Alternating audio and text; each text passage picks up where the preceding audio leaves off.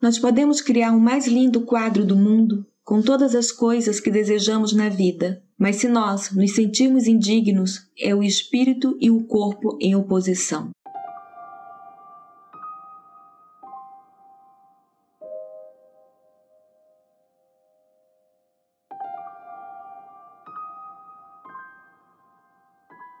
A ideia é, então, de recondicionar o corpo em direção a um novo espírito. Então está aqui o antigo eu e o novo eu, e você vai se comprometer a mudar. No momento em que você decidir de não mais pensar, agir ou sentir da mesma maneira, você vai entrar neste rio de mudança, pois a parte mais dura nessa mudança é o de não fazer as mesmas escolhas de antes. Nós temos, em média, 60 a 70 mil pensamentos por dia, sendo que 90% desses pensamentos são os mesmos do dia anterior. Os mesmos pensamentos sempre levam às mesmas escolhas e as mesmas escolhas sempre levam aos mesmos comportamentos.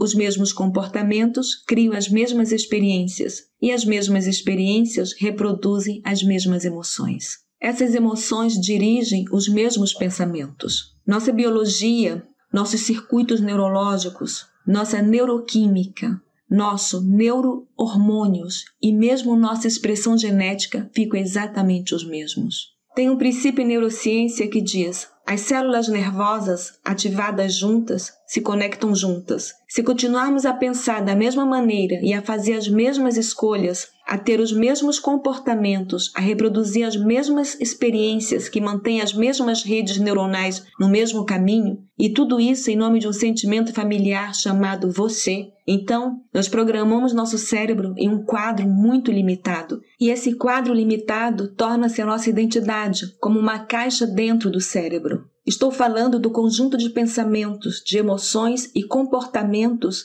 mais ativados e mais neurologicamente conectados pela frequência da repetição. Portanto, nossa maneira de pensar, de agir, de ressentir e nossa personalidade cria a nossa realidade pessoal. É isso. Se você quer criar uma nova realidade ou uma nova vida, você deve mudar a sua personalidade. Isso significa que você deve começar a examinar os pensamentos e mudá-los. Vocês devem se tornar consciente de seus hábitos inconscientes, até em relação ao que vocês falam, e modificá-los todos. Vocês devem também examinar as emoções que vos prendem no passado e decidir se essas emoções pertencem também ao vosso futuro. A maioria das pessoas tenta se criar uma nova realidade com a mesma personalidade, mas isso não funciona. É preciso se transformar em outra pessoa. Então, o nome meditação significa se familiarizar a. Se estamos sentados a meditar e observarmos os pensamentos chegarem de forma inconsciente, porque estamos distraídos, e nesse momento tomamos consciência de nossos pensamentos inconscientes, eles passam a nos ser familiar. Nesse momento, nós meditamos para se conhecer a si mesmo. Se você tomar consciência do desejo do seu corpo de se levantar e agir, mas você o obriga a ficar lá, lhe dizendo que ele não é mais o espírito e que o espírito é você, se você tomar consciência desse comportamento inconsciente e ele se tornar familiar para você, aí sim, você está em meditação para conhecer você mesmo. E se você puder olhar suas emoções, observá-las, mas não vivenciando elas, apenas observá-las, o simples fato de observá-las significa que você não é mais o programa. Você é de agora em diante a consciência que observa o programa. E você começa a objetivar o eu subjetivo. Você se olha com os olhos de outra pessoa. O que quer dizer que você não é mais o antigo eu? Você é uma consciência pura que observa o antigo eu. É a primeira etapa dentro do processo da meditação. Devemos acender um fósforo em um lugar sombrio e ter totalmente consciência da nossa inconsciência passada e não deixarmos nenhum pensamento, nenhum comportamento ou emoção escapar da nossa consciência. Então, se você meditar e você se disser: o que é a compaixão? Existe uma melhor maneira de viver? Como mudar a minha vida? Como me sentir melhor comigo mesmo? Se você começar a refletir a respeito dos pensamentos que você quer ativar e conectar dentro do seu cérebro, você vai começar a examinar o comportamento que você vai adotar nessa nova vida. O fato de repetir mentalmente, você começa a mudar o cérebro. afastando ele do passado e orientando ele em direção ao futuro. Graças à repetição, o cérebro terá a impressão de já ter vivido essa experiência. E a partir daí, o cérebro terá uma nova instalação do disco duro, o que prepara o cérebro para o eu futuro.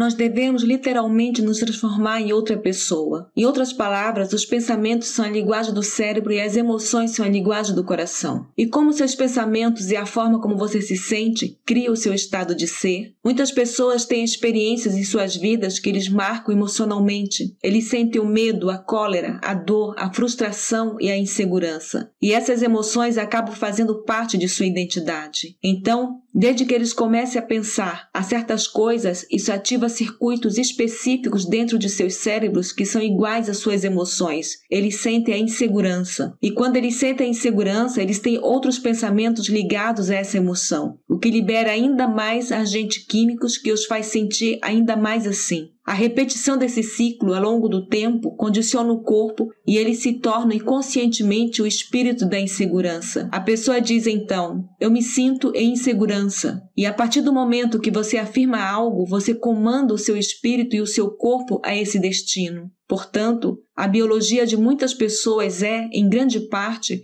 fruto do seu passado. Então, se você não é definido pelo seu futuro, por novas possibilidades em suas vidas, só lhe restará os velhos circuitos do seu cérebro e as velhas emoções do passado. A questão é, você pode acreditar em um futuro que você não pode ainda ver, experimentar com os seus 5 sentidos? Mas se você pensar com fé suficiente dentro do seu espírito, o seu cérebro vai literalmente mudar para parecer aquilo que seria se a experiência já tivesse acontecido. As últimas pesquisas em neurociência dizem que você pode mudar o seu cérebro apenas pelo pensamento. Desde que você comece a pensar em novas possibilidades e o seu cérebro começa a ativar novas sequências, novos circuitos, novas combinações, e que você comece a planificar um novo comportamento, e que você comece a visualizar dentro do seu espírito, repetindo mentalmente que tipo de pessoa você quer ser em sua vida, o simples fato de visualizar mentalmente muda os circuitos neuronais dentro do seu cérebro. Depois disso, o seu cérebro não registrará mais o passado. Agora passa a ser um mapa do futuro. E se você começar a acolher o seu futuro antes mesmo que ele se manifeste, em outras palavras, você não espera mais que a cura aconteça para que você se sinta curado. Você não espera mais a próxima relação amorosa para sentir o amor. Você não espera mais um evento místico para sentir a admiração. Você não espera mais o seu sucesso para se sentir poderoso, pois tudo isso era um modelo antigo daquilo que chamamos de causa e efeito. Os materialistas, aqueles que esperam que a riqueza chegue em suas vidas para sentir a abundância, vivem com esse modelo de causa e efeito. Mas o modelo quântico está baseado sobre a criação do efeito, o que quer dizer que você começa a experimentar o seu próprio valor, a sua abundância antes que ela aconteça. Você deve sentir a sua completude antes da cura começar. Nós devemos sentir amor por nós mesmos e pela vida se nós queremos amor em nossas vidas. Então, é preciso ensinar as pessoas como educar os seus corpos emocionalmente. Eles ensinar o que pode parecer o seu futuro antes mesmo que ele se manifeste. Se as pessoas fizerem tudo corretamente, os seus corpos começam a acreditar que eles vivem essa realidade futura no momento presente. Eles ativam novos genes que modificam os seus corpos para que ele seja exatamente como se o evento já tivesse acontecido. O processo da mudança, em termos de modelo, retém o desaprendizado e o reaprendizado. Ele desfaz os hábitos do antigo eu e reinventa o novo eu. Como diria a neurociência, são cortadas velhas conexões sinápticas e são criadas novas conexões. Estopar a ativação e o cabeamento e depois reativar e refazer o cabeamento. Abandonar as emoções que estão estocadas no corpo e recondicionar a um novo estado de espírito, uma nova emoção. Não mais ativar os mesmos genes da mesma maneira, e sim ativar novos genes de uma nova maneira. Retirar a sua energia do passado e começar a investi-la no futuro. O que nós ensinamos às pessoas não é de ficar rezando e esperando que as suas orações sejam atendidas, e sim de se levantar após as suas meditações como se as suas orações já tivessem sido respondidas. Porque quando eles combinam as suas intenções claras em relação aos seus futuros, com a emoção elevada, eles mudam literalmente as suas energias. Eles mudam a química do seu cérebro, eles mudam a maneira como seus cérebros funcionam, eles mudam as suas expressões genéticas e eles mudam a sua biologia. Eles se tornam literalmente outra pessoa. Quando as pessoas fazem isso continuadamente, mesmo que demore meses antes de se curar, mas a gente viu isso tantas vezes que eles chegam a um certo nível de consciência que a doença desapareceu. É como se a doença só existisse dentro da antiga personalidade. Eles são realmente outra pessoa. Nós vimos isso o suficiente para saber que as pessoas atingem um ponto dentro de si onde eles se sentem totalmente inteiros, totalmente satisfeitos de quem eles são. Eles se sentem tão felizes que eles não se importam de estar doentes. E é nesse momento que a doença desaparece.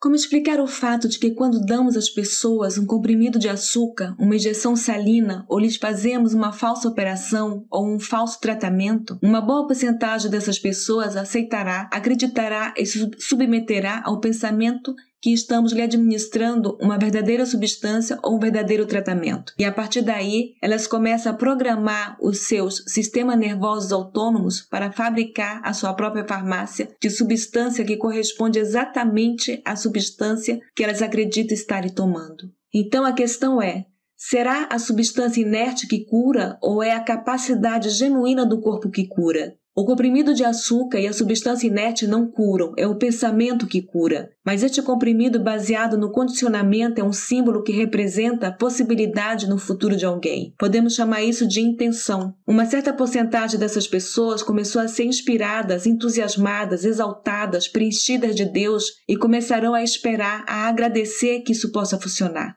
Elas só estão ligando uma intenção clara a uma emoção elevada. Nesse momento, elas passam da biologia dos seus passados para a biologia dos seus futuros. Então, a questão é, nós precisamos de um comprimido de açúcar, de uma injeção salina ou de um falso tratamento para passar para um novo estado de ser?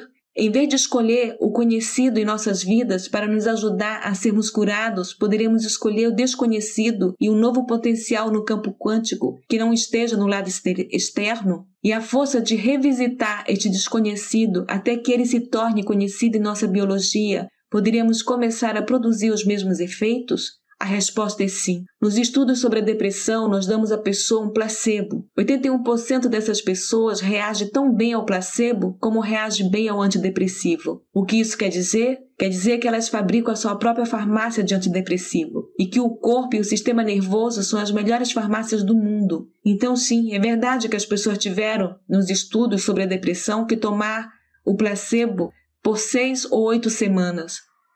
Mas o fato de que a cada dia essas pessoas terem uma intenção clara associada a uma emoção elevada, de passar a um novo estado de ser, de aceitar, de acreditar e de submeter à ideia do pensamento que elas estão tomando a verdadeira substância, começou a programar sua biologia para a mudança. Portanto, se é preciso 6 semanas para curar a depressão e passar a um novo estado de ser, pode ser uma boa ideia compreender que pode ser necessário apenas 6 a 8 semanas, passando cada dia a um novo estágio de um novo estado de ser para finalmente mudar uma patologia em nós. Então, a beleza do placebo é que ele está baseado sobre a crença.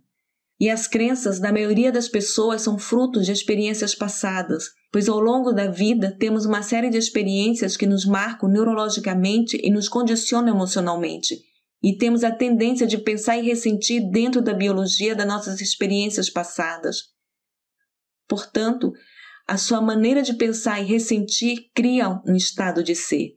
Se combinamos um pensamento e um sentimento e repetimos várias vezes, esse se tornará um hábito. Um bom pensamento ligado a um bom sentimento cria um hábito. Um mau pensamento ligado a um mau sentimento cria um mau hábito. Portanto, os hábitos são estados de ser encurtados. Um bom hábito de manhã e um mau hábito à tarde, se pegarmos os hábitos e colocarmos em uma corrente, começamos a criar uma crença. Uma crença é um pensamento que temos de forma continuada até que ela esteja programada dentro do nosso cérebro. Nossos sentimentos são o limite de nossas crenças. E quando nossas crenças são colocadas em questão, isso torna-se um problema. Portanto, se a nossa maneira de pensar e de sentir cria um estado de ser, e se a repetição do pensamento e do sentimento condiciona o corpo a se tornar inconscientemente o espírito, então todas as crenças são estado de ser inconsciente. As pessoas nem se dão conta que elas têm crenças sobre a medicina, sobre Deus, sobre a relação, sobre o amor, sobre o gênero, porque elas foram conscientemente programadas. Se acorrentamos as crenças e mais crenças, nós formamos percepções. As percepções estão ligadas às nossas escolhas, às nossas criações, às nossas relações e mesmo aos nossos comportamentos. Na verdade, se quisermos estudar as crenças de alguém, é só estudar os seus comportamentos. Isso nos dará uma gama de informações sobre esta pessoa. Portanto, se nós somos programados para acreditar que precisamos de alguma coisa fora de nós para nos curar, isso se tornará a nossa crença. E é claro, nós iremos precisar de alguma coisa externa a nós para nos ajudar a nos curar.